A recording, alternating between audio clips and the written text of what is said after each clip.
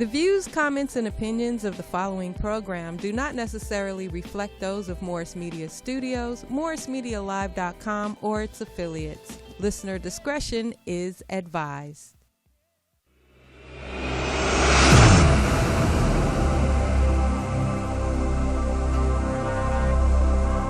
You are now about to witness the strength of street knowledge.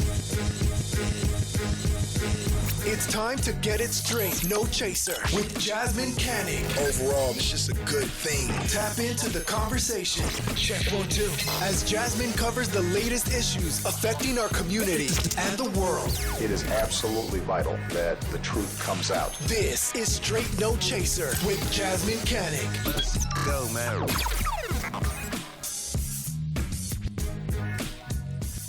Everybody. Oh, I see you guys logging on. Hey, Denise. Hey, Donald. Hey, Donna. I got like all the D's logging on.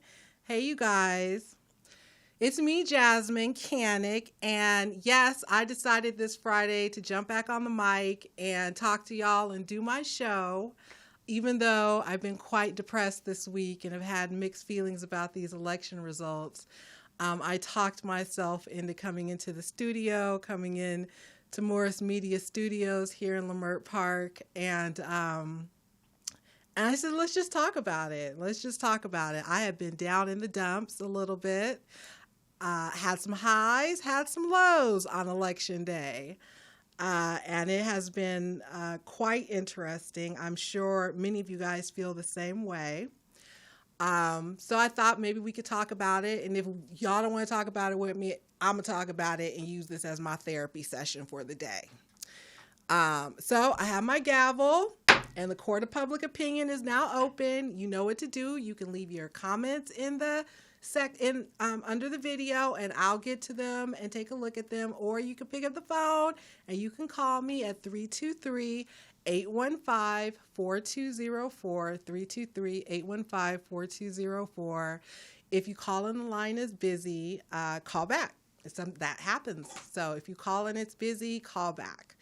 But yeah, so let's try to, run through. Oh, hey, Audra. Hey, Max. Hey, Jeannie. I see all of y'all. So let's just jump into it. When I was on my way over here, I was getting updates on my phone about what was going on with the U.S. Senate race as well as with the presidency. As a matter of fact, before I came on, I was trying to look at a quick video that I saw where Joe Biden was speaking and basically giving a little bit of a campaign update. And so I just kind of wanted to talk about that a little bit, right? Because depending on who you're following, Vice President Joe Biden, former Vice President Joe Biden, is either 6 electoral college votes away from securing the White House for Democrats, or he's 17. And I say that with a smile, joking, because it really depends on who you're watching, right? CNN has, I think, 253 for Joe Biden. Fox News has 264. MSNBC has their number. The Associated Press has their number. And so depending on who you're following, the numbers vary. But the bottom line is we're a lot closer. We being the Democrats are a lot closer to clinching, to securing the White House for the next 4 years than Donald Trump is. Counts were delayed by a record flood of mail-in ballots. I'm sure you guys have heard that. Officials in Pennsylvania, a critical battleground state, were prevented from processing these ballots until Election Day, leading to a backlog. I've heard a lot of complaints about, they've had these mail-in ballots for so long, they should have already counted them. You know what? Different states have different rules.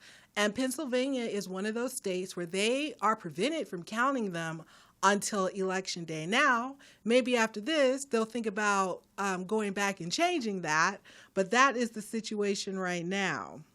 And in Arizona, there's an estimated 250,000 unaccounted ballots. But this was the numbers before I left to come over here, according to their Secretary of State. Georgia, though, we made some significant gains in Georgia. Biden has taken a narrow lead over Trump. Yes, we only need like one of these, few few states that are left, right? And we're gonna be there. He's taken a narrow lead over Georgia after Clayton County and Atlanta suburbs reported, prompting Republican officials to set the stage for a potential recount. They are such sore-ass losers. I am so sick and damn tired of Donald Trump and these sore-ass losing Republicans. And we're going to get to that. Trump's lead dropped steadily as more ballots were counted Thursday, and Biden took the lead this morning.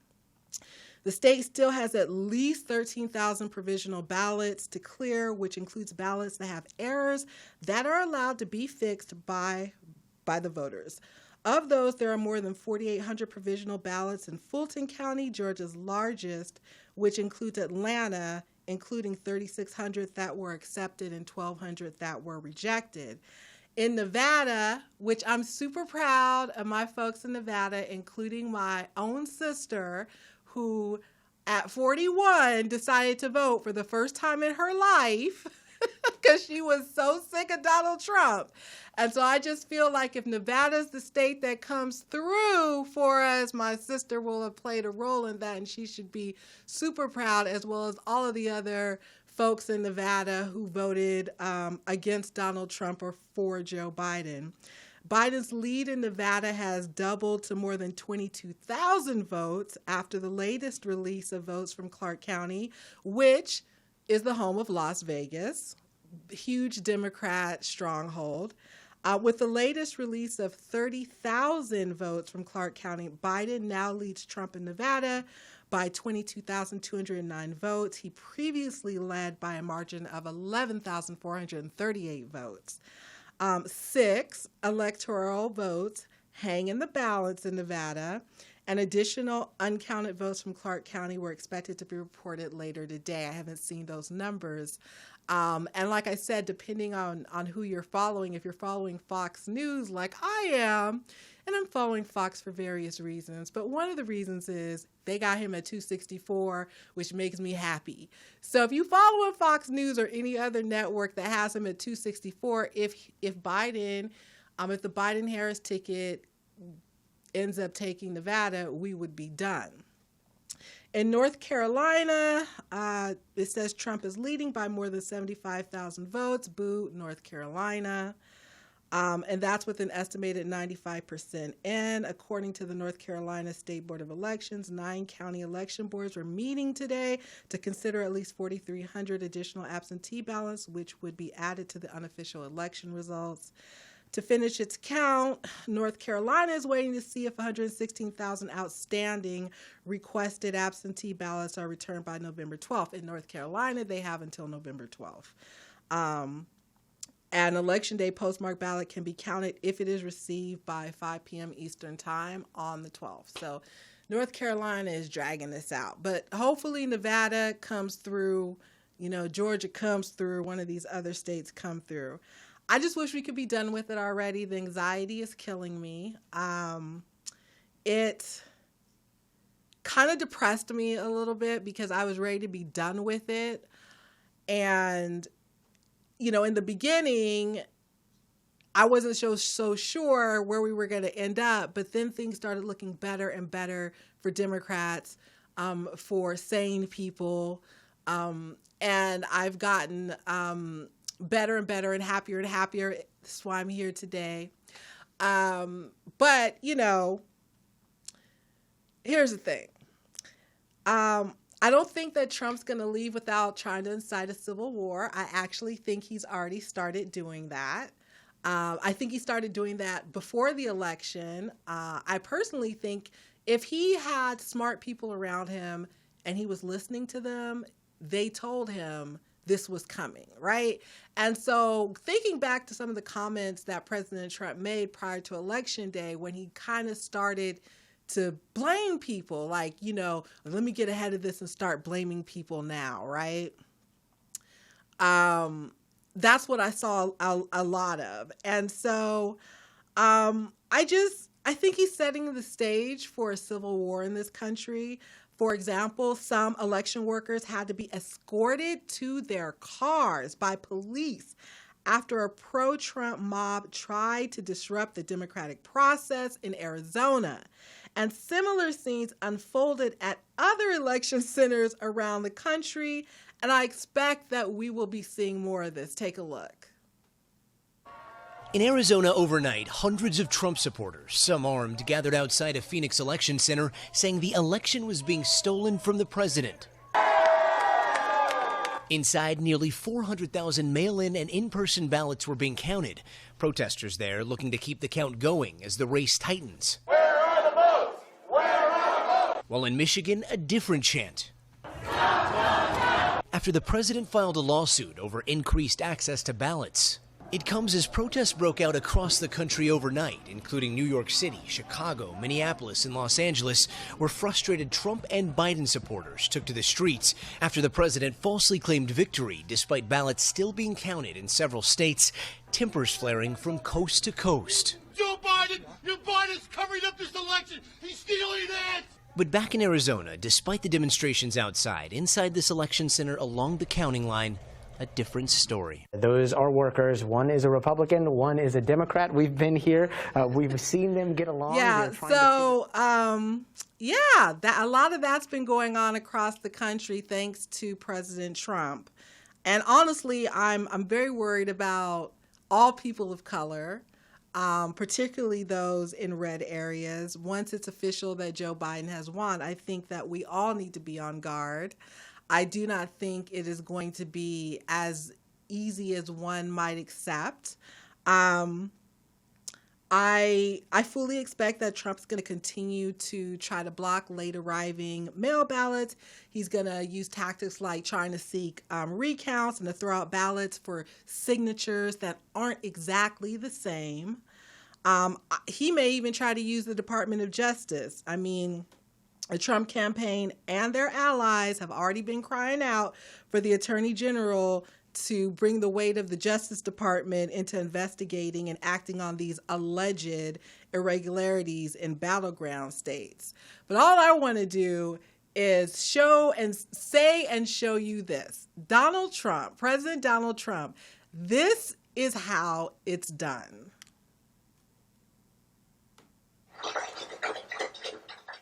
It has been an honor to serve you, and I wish you well. I will not be taking any questions at this time. Enough has already been said.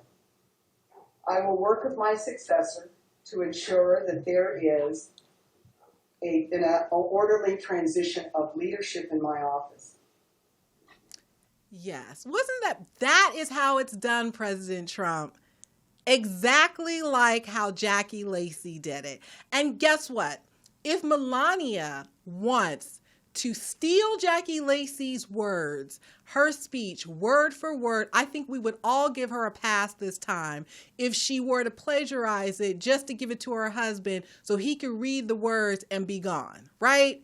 Lord have mercy. I'm going to get to Jackie Lacey later on, but that was for her, that was a class act. And if she can do it, he definitely can do it. He definitely can do it. He can just follow her lead. Now, in terms of the U.S. Senate, it looks like all eyes are going to be on Georgia. The battle for the Senate puts Georgia at the center.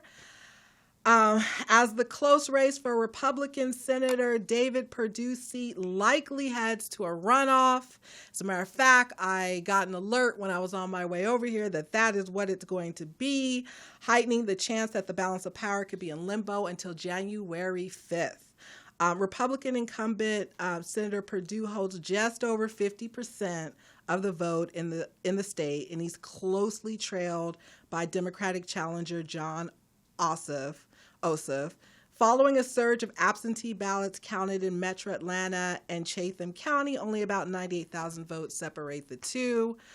In Georgia, election law requires a candidate to secure over 50% of the vote, and if no candidate is able to do so, then the top two candidates in the race face off in a runoff election.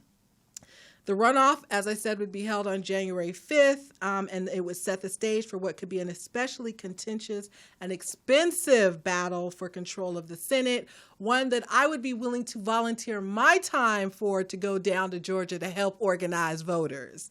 A special election between Republican Senator Kelly Loeffler and Democrat Raphael Warnock for the state's other Senate seat is already headed for a runoff that day. And like I said, when I was on my way over here, I got an alert, I think it was from the LA Times, basically saying that both of these races will not be decided until January 5th. They're both going to go into a runoff.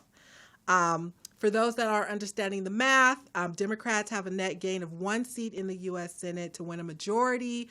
We need to net at least 2 more plus control of the White House, which would allow us to have a vice president to cast tie-breaking votes in the chamber. Results in 2 contests in North Carolina and Alaska have not been finalized, but Senate Republicans believe they have the edge in those races. Boo. On to the district attorney's race. And I think I have do you have the graphic for the district attorney's race? Today, LA County District Attorney Jackie Lacey unsuccessfully tried to fight back the tears during her concession speech. Yeah, but now we're going to the video, so.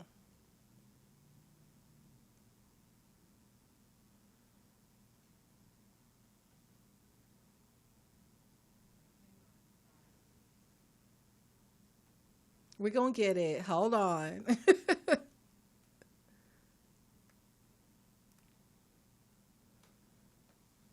Votes to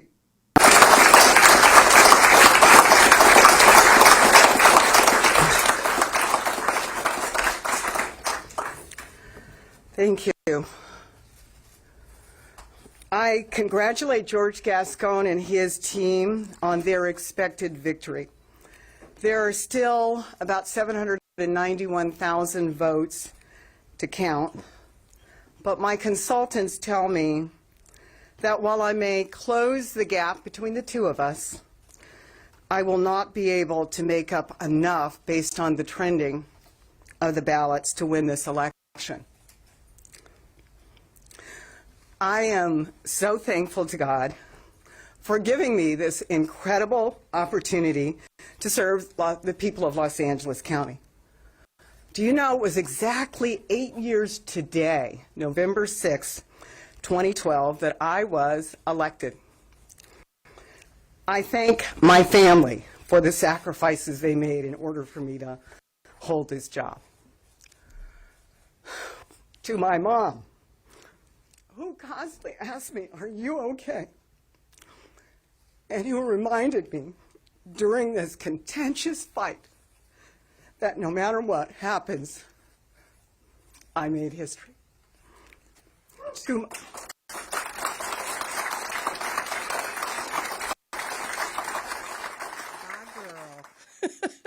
Bye, girl. And I'm not trying to be mean. Look, you know, I know she crying and she trying to fight back the tears and all. But look, she had plenty of time to course correct, and she chose not to. We said Jackie Lacey must go, and Jackie Lacey has gone. She was up against George Gascon, a former LAPD police officer who's now a reform-minded prosecutor coming back to LA from San Francisco. And even with all of the millions of dollars poured into getting Jackie Lacey reelected, it simply wasn't enough to convince voters to give her another turn. Yay for us. She lost 46% to his 53%, and the votes are still being counted, but they're not expected to turn the tide for Lacey. So she went ahead and did that little concession speech. Look, I told Jackie Lacey, it was either last year or the year before, not to sleep on Ed Buck, and that how she handled this case was going to follow her into her reelection. I sat right in her office at the Hall of Justice and told her this. I do not think she took me seriously, but I wonder if she does now, right? I wonder if she does now. Between her handling of the Ed Buck case, her refusal to prosecute police officers and the deaths of unarmed people when the evidence is there, and quite frankly, her trigger finger happy husband, David, who pulled a gun out on Black Lives Matter Los Angeles activists just trying to get a meeting with Lacey, a meeting that she promised the year before to have with them. I don't think that helped at all. The writing was pretty much on the wall. But before you get too happy, because if you follow me, you know that I'm a realist and I try to keep it real. So before we get too, we're so happy we got George Gascon. Look, George Gascon is going to be the district attorney. He's not a public defender. He is a district attorney. The district attorney's office is going to continue prosecuting people. They're not going to turn into the public defender's office. They're not going to stop prosecuting people all of a sudden. Now, we hope that under George Gascon, we have smarter, more compassionate, more compassionate district attorney's office that, one that is not hell-bent on getting as many convictions as possible, right? But really looks at each case for what it is, and makes really smart decisions about whether or not to move forward in prosecuting a case. Gascon, like I say, he's not a public defender, and the DA's office is not going to be changing its role in our criminal justice system in that respect. And while I am so happy to see Jackie Lacey go, as far as I'm concerned, and as far as you should be concerned, George Gascon and any other elected officials' first term in office is a probationary period. It's a let's get to know each other period. It is a period where we, the voters, decide if we want to keep that person around when they come up for re-election. And in George's case, that would be in 4 years. None of these positions are lifelong offices.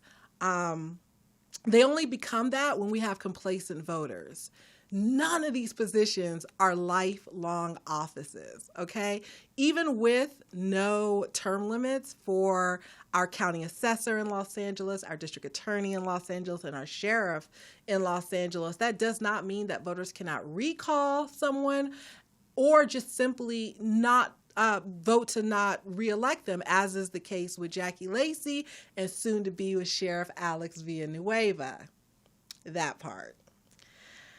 Okay, now on to one of the races that depressed me on election night. I have mixed feelings about it because I'm not a hater, okay? But the lines were drawn in the sand, and I was on one side, and the side that I was on did not win, and it was just, for me, it was just really sad to watch. The results come in for this particular race. So the LA County Board of Supervisors, for the first time, will be an all-female board after State Senator Holly Mitchell beat someone who is near and dear to my heart, LA Councilmember Herb Wesson, 60% to 40%, replacing outgoing Supervisor Mark Ridley Thomas. Mitchell, who is responsible for the Crown Act and so many other important pieces of legislation, will now represent a district that stretches from Compton to Culver City and includes Inglewood, Linwood, Hawthorne, Lenox, South LA, Watts, Willowbrook, Gardena, and so much more. Senator Mitchell, Supervisor-elect Mitchell, like her predecessor, will be the lone Black on the board. And I'm not a hater, so congratulations, Supervisor-elect Mitchell. I am happy that race is over. I supported Herb Wesson, and I'm sad to see that he did not win, but the voters have spoken. And unlike Donald Trump, no one's screaming recount the ballots or people are cheating. Look, it is what it is. The voters have spoken. On to the LA City Council. Very, very interesting. In 2020, this year, LA City Council seats in the 2nd, 4th, 6th, 8th, 10th, 12th, and 14th district were up, all of the even-numbered districts. Of those races, all but 2 were decided during the March primary. But on the November ballot, there were 2 runoffs in Council District 4 and Council District 10. My disclaimer, I work in Council District 10. So in Council District 4, I think we have the image for that. We had two candidates. Now, Council District 4 stretches from Sherman Oaks through Griffith Park to Miracle Mile. It includes Hollywood, all of the Hollywood Hills, all of that area, Van Nuys, Los Feliz, and even parts of Koreatown. Councilmember David Rue was the incumbent. He is the first Korean American to sit on the LA City Council. He was first elected in 2015. And previously to that, he was the director of development for a large nonprofit psychiatric hospital in Los Angeles. Honestly, didn't know we had any more of those around. Nithya Raymond is an urban planner and the co-founder of the outreach organization Sela Neighborhood Homeless Coalition, and prior to running for office, she was the executive director of Time's Up Entertainment, and she, it looks like, will become the new council person representing District 4. When I was putting this together, she had a little over 52% of the vote to David's 47%. So congratulations, Nithya. In Council District 10, which I have a lot of thoughts and feelings on. First of all, Council District 10, let's talk about that. I'm in Council District 10. It stretches from, Crenshaw, Lamert Park, Baldwin Hills, West Adams, Jefferson Park, Koreatown. It's a pretty expansive district. And we had two candidates who are in a runoff. One was Mark Ridley Thomas. For folks who are from LA, I'm sure that's a name that is very familiar to you. As a matter of fact, I just talked about how Supervisor-elect Mitchell will be replacing him on the County Board of Supervisors. And then we had another candidate challenge him, and her name was Grace Yu. So Mark Ridley Thomas served 3 terms or 12 years on the LA County Board of Supervisors, representing the 2nd Supervisorial District. Before that, he served as a California State Senator, representing the 26th District. He did that from 2006 to 2008, and was a California State Assembly member representing the then 48th District from 2002 to 2006. And for folks who don't understand why I say then before I list some of these districts, is because we had redistricting since that time, and those districts aren't the same anymore. So what was the 26th isn't the 26th. What was the 48th Assembly isn't the 48th Assembly anymore. But due to a loophole in the rules, Mark Ridley Thomas will now return back to the City Council to represent the 10th District. I skipped something. This is really important. Before his 6 years in the legislature, he served 3 4-year terms or 12 years on the LA City Council representing the 8th District from 1991 to 2002. And due to a loophole in the rules, he will now return back to the City Council to represent the 10th District, where it is rumored he will launch a campaign to run for mayor. Win or lose the mayoral seat, though, Ridley Thomas can only serve 1 term on the City Council, so we will soon be having another race in Council District 10.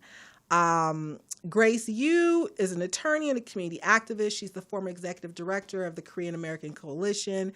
She challenged Herb Wesson in 2015 for his seat and obviously lost. She fought the city's controversial 2012 redistricting process. She took the city to court in 2018 over a real estate project in Koreatown, and she won that. What she did not win was the seat for Council District 10. Mark Ridley Thomas came in with a little over 61% of the vote to her 38% of the vote. So that is that. Congratulations again, Councilmember-elect Mark Ridley Thomas. I'm not a hater. Because, I know I got a lot of people that watch this, and then they want to go back and get on the phone and start texting people. Jasmine was talking about Mark. Jasmine was talking about MRT. I've told him this. This is not a secret, okay? I do not think it's fair that one person serves 12 years on the City Council and because of a loophole gets to come back and serve some more time. I don't know where the fairness in that is. That's all I'm saying. Okay. Now, in the primary, I supported Grace Yu. In the general election, I supported Mark Ridley Thomas. And the reason why I backed off of supporting Grace Yu was because I got some very disturbing reports about her position and feelings about the homeless and homeless encampments as well as Black people. And when I did try to set up a meeting to speak with her about it, we just could never get that meeting done. So I had to back up, and I went ahead and I did support Mark Ridley Thomas. So look, like I said, I'm not trying to be a hater on MRT. I want to see some new leadership. I want to see opportunities for new people to come in and lead. And, when you have someone who served 12 years come back to serve another 2 or 4, that's not bringing in new leadership. But hey, on the bright side of things, he will not have a learning curve, right? When he takes his oath of office, and he will be able to hit the ground running because he's done the job before and he knows what it entails. On to another city that I care a lot about, that I was watching on election night, that actually I put in my column of wins that made me very happy. I told you I had a mixed bag on election night, but this made me very, very happy. So you don't have to live in West Hollywood to care about who is representing and running the city. West Hollywood made a name for itself by being a safe haven for the white LGBTQ community. But the city isn't just near and dear to the 70% of white people who call West Hollywood home. For millions of others who visit from near and far to experience the gay center of Los Angeles, West Hollywood is seen as a refuge and an identifiable safe space where they know they can be accepted in a city where we still have attacks on trans men and women and gay bashing. That still happens here in Los Angeles. Each year, thousands and thousands of us come to West Hollywood to celebrate Halloween or Pride, and with us also comes our money. Money that helps keep many of the businesses along Santa Monica Boulevard open. And let's be frank, none of the bars and restaurants would survive if they had to rely solely on the income received from the residents of West Hollywood, okay? So in that respect, many of us are stakeholders in West Hollywood, even if we can't vote to elect the city's leadership. So I was quite pleased to see that West Hollywood residents said no to re-electing an anti-trans and anti-Black council member. After 20 years, John Duran will no longer be on the city council in West Hollywood. That's a picture of John Duran with his BFF and client, Ed Buck. Duran, who was or is, I can't tell you which, if it's current or present, Ed Buck's BFF and attorney, was the one who tried to low-key intimidate would-be victims of Ed Buck from coming forward. I don't know if you guys remember that. This year, John Duran criticized the painting of the transgender flag in the intersection of Santa Monica Boulevard and San Vicente Boulevard. The flag was painted the night before the All Black Lives Matter protest that drew over 30,000 people. As noted in West Hollywood's neighborhood blog, WeHoville, in 2019, Duran had to step down from his position as mayor of the city of West Hollywood when the council passed a resolution censoring him in response to comments he had made on the radio about their sex lives. Disparaging comments he made about an Asian gay man because of his ethnicity and allegations that he made unwanted sexual advances on young members of the Gay Men's Chorus of LA, which Duran at the time chaired. The city of West Hollywood ended up paying $500,000 to settle a lawsuit filed by Duran's City Hall deputy accusing him of inappropriate behavior. That's $500,000. Duran described West Hollywood as a sex-based city and stated that gay men shouldn't be held to the same standards as heterosexual men when it comes to their sexual behavior. He also made it clear that the opinions of anyone who is not a resident of or business owner in West Hollywood did not matter to him.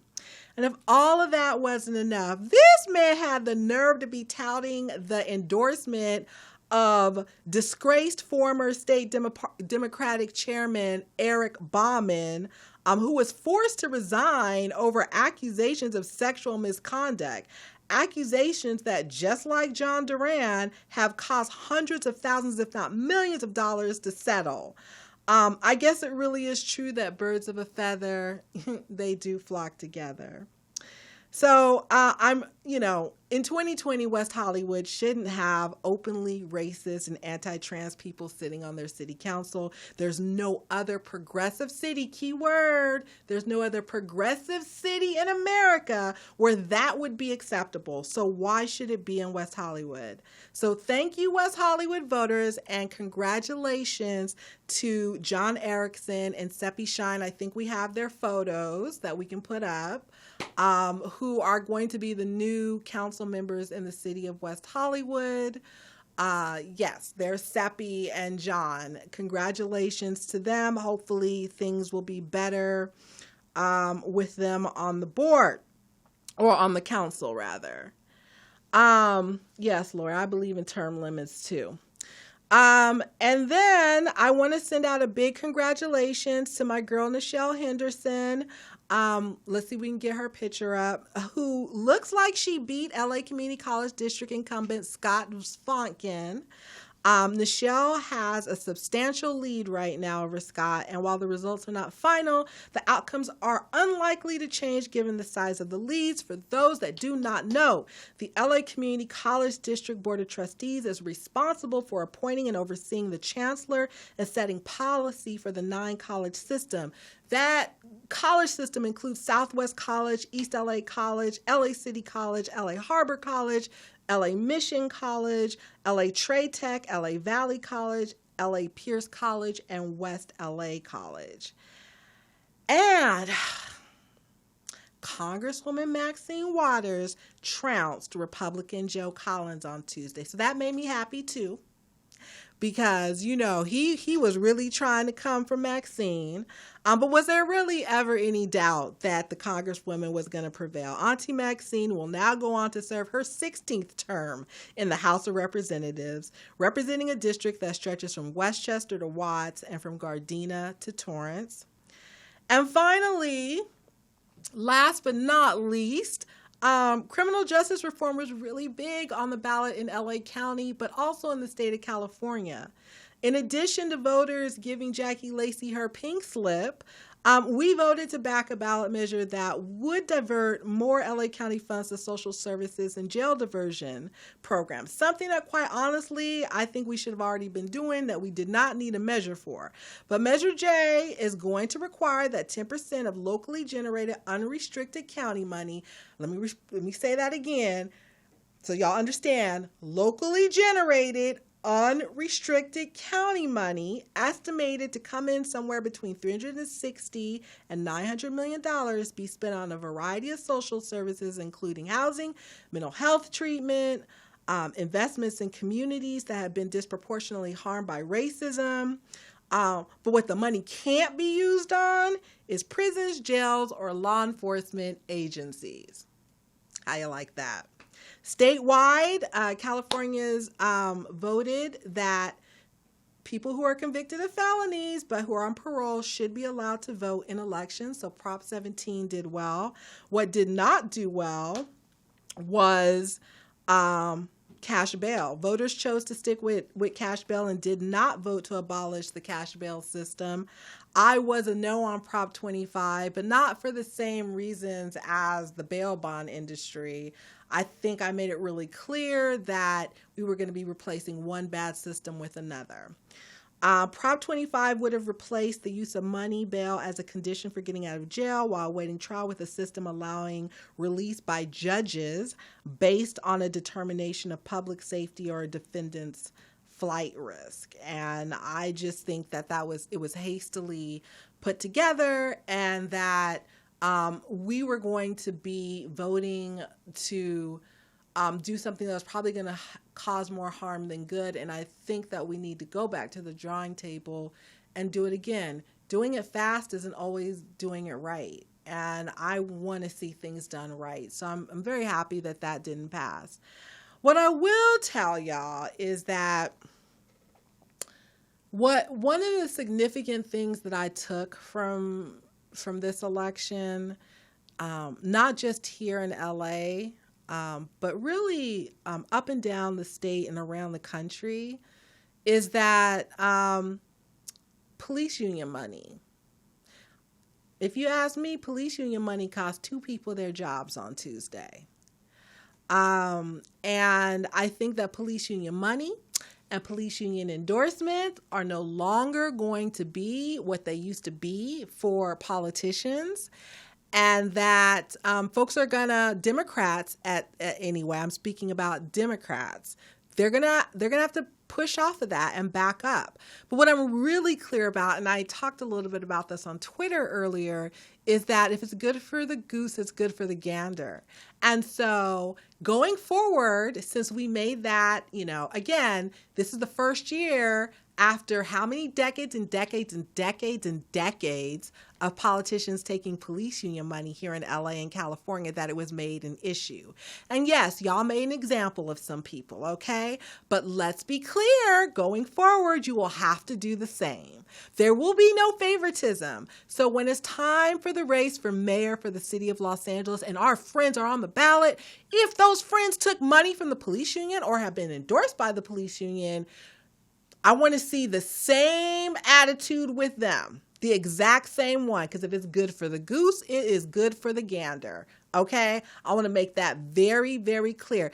If this is going to be how it's going to be moving forward, that we don't want candidates who take money from police unions, I just want to make it clear that means everybody, even those people that we like, those people who are popular. If, in fact, they took the money, they have to get the same cold shoulder that you gave the candidates this season, okay? And I'm going to be the one to make sure to do those checks and balances for you because I want to see everyone treated equally on the ballot. I don't want to play favoritism. Yes, Prop 16 did fail. That was interesting. I think, Lori,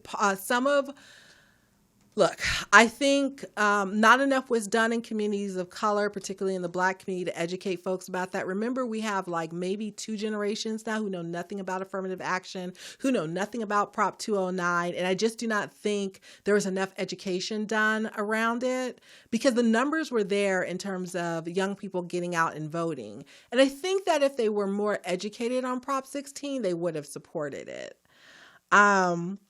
But yeah, so that's my thoughts on that. On that, I think moving forward, I'm going to be really interested in getting involved in recalling Sheriff Alex Villanueva.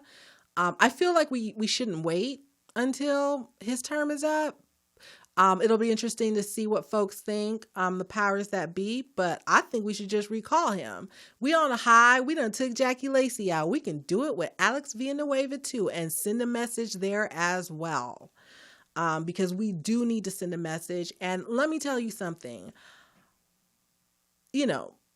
Our sheriff did sort of a Dr. Jekyll and Mr. Hyde situation on this. I'm the first one to tell you guilty, guilty, guilty. I fell for it and I supported him, right? But when I realized what was going on, I course corrected. I made my apologies and now I'm trying to work to fix it. I think that's very, very important. I think that, again, none of these positions are lifelong positions. They're only become lifelong positions when you, the voters, allow them to be. When you become complacent and you either don't vote or you just vote to reelect the same people over and over again. Alex Villanueva does not have to have a second term. Ask former Sheriff Jim McDonald about that, right? Because in LA County, we're used to sheriffs getting elected and basically staying in office for the rest of their lives, right? But that's no longer the case. We have a different type of electorate today, one that is inspiring me, that excites me because they're not falling for the okie doke and just, just because so-and-so told you to vote for someone, they go and vote. People are researching, people are finding out exactly who is going to be in their best interest. It is time for Alex Villanueva to go, and we got to figure out how to make that happen. But what I'm really clear about is, as a voter, I don't want to give up my right to vote for a sheriff. I'm not down with taking away the people's right to elect a sheriff. I know that had been a topic of conversation amongst folks on the Board of Supervisors and in the community. I personally don't ever support taking away the people's right to vote on anything. Sometimes we get it wrong. and we get to go back to the drawing board and we get to get it right. Like I said earlier when I was speaking about George Gascon in the district attorney's race, everybody's first term is a probationary period, a let's get to know each other period. And when we get to know you and we decide that you ain't the one and we don't like you, then we need to take care of business and reelect someone else. It's okay. That's why we have elections. Elections weren't meant to just keep electing the same person over and over again if that person is not doing a good job. If they're doing a bad job, then it's up to us to put someone in there who we feel is going to do a better job, just like we did with Jackie Lacey. And so, hey, Lucretia. So I just think that going forward, you're going to hear a lot of talk about whether or not, they should change the rules around how we select sheriffs. And I personally, I'm going to be on the side of keeping the vote with the people. I don't like when our votes are taken away from us. We have very few opportunities to weigh in on things that affect us so much now, and taking away our right to elect a sheriff, I think would be very problematic in the long run. We need to keep that. So that's something I'll be looking forward to going forward. And I think that's going to do it for me. I'm still kind of about this election. I really want to be done with it. But like I said at the beginning of this, I'm still very much worried for all people of color in this country right now, because I do think it's going to get worse before it gets better, because I don't trust this president. And I do think that his people are crazy and fanatical. They're like cult followers, and he knows exactly what to say to rile them up and to get them out in the streets. And, I think, we're going to have a clash, and I don't think he's going to leave gracefully at all. So it's going to be really interesting to see how this all plays out. But I have great hope that we will have a new president. I'm so excited about that. I can tell you, as someone who works in politics and who never misses out on voting, that for me, first of all, every election is an important election. Every election is, a critical election. This was no more critical than the last one, and it won't be any more critical than the next one. But for this particular election, look, I realized over the past year, 2 years, that I just can't deal with Donald Trump anymore. Like, I try to ignore him. I try to, just focus on the stuff going on locally, because that's really my thing, statewide and locally in LA County. But he started to really bother me. He's one of the, I got to tell you, there are very few politicians that really just irk me and get on my nerves. He is one of them. And it got to a point where every time I heard his voice, it was just like, And it's still like that with me. And so I'm going to be so happy when it is time for that man and his wife and their kid to get the hell out the White House. And anything I can do to help make that happen, I'm willing to drive the moving van. Just tell me, because I'm really ready to make that happen. And I honestly do hope that when he's no longer president, that he finds himself in a whole bunch of legal trouble, that all the folks who are waiting on the fringes to sue him, but just can't because he's a president. I just hope that his ass ends up in jail and eventually prison. I do believe that that's where he belongs. But he will not be protected by the office of the presidency anymore. So, a couple more days, y'all. I think it's going to just be a couple more days. And we just got to hang in there. Just hang in there. It's just going to be a couple more days. It could come down tonight. It could come down tomorrow.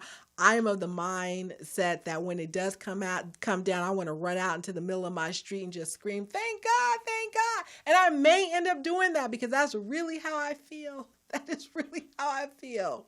I'm ready for some civility. I'm just ready for some common sense. And I know Trump's people, they're going to be in their feelings for quite some time. And we all gonna have to stay on guard about that too. But, you know, the people have spoken, and in huge numbers. Like I said, my sister, 41 years old, voted for the very first time on Tuesday. And it wasn't something I asked her about. It was something that she actually just told me. She's like, I'm off on Tuesday and I got to go and vote. And my sister she was like, it's my first time voting. Trump, blah, blah, blah. So I was like, oh my God. Yeah, because in my family, everyone's not political like me. My sister is not political. So I was super proud of her. And I hope that Nevada's the state that takes us to 270 so she can feel like she played a really important role in that. So until we get the good news, y'all, hang in there. Don't go crazy, but stay on guard. Some of y'all live in neighborhoods full of Trump supporters. Stay on guard. Like, always be paying attention. Watch your six. Do not get caught slipping, because I do believe that there are going to be some fools out there that are going to try to harm some of us. So please be paying attention to everything. And if need be, get out of Dodge, okay? Trust me. These folks are crazy. Other than that, have a great weekend. Poetess, thank you as always for having me at Morris Media Studios here in Leimert Park. I'm happy I got up and forced myself to come in here today and do this, because talking about the election and my feelings is helping me move forward, and it's like my therapy. So I won't be so down. But yeah, like I said, mixed feelings. We had some victories and some losses, but that's the way it goes, you know. And we'll be getting ready for the next election cycle. That's the story of my life. You gotta keep going, right? So until the next time, y'all, take care of each other. You can follow me on social media. My website is iamjasmyne.com. If you have a topic or something you think I should discuss, feel free to email me at hello@iamjasmyne.com. Until next time, fam. The girls in the hood are always hard. Ever since 16, I've been having a job, knowing nothing in life, but I gotta get rich. You could check the throwback pics, I've been there. West Side.